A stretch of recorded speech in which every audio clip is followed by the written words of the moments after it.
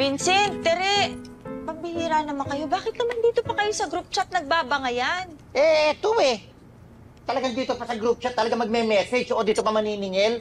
Gusto talaga ako ipahiya nito Paano? Ilang beses na kita mini-message ng personal, sinisin mo lang. Hayaan mo nang... Mabuti na yan, makita ng lahat. Di rin. Masama talaga ugali mo. Kayo nga, tama na yan, ha? Kayo na pa kayo bangayan ng bangayan, eh. At ikaw, Tere, ha? Yung group chat natin, ginawa natin yun for work. Hindi ka pwede mag-send doon ng mga personal mong messages, okay? Correct! And makikita to ni Sir Pepito, nakakahiya. Exactly.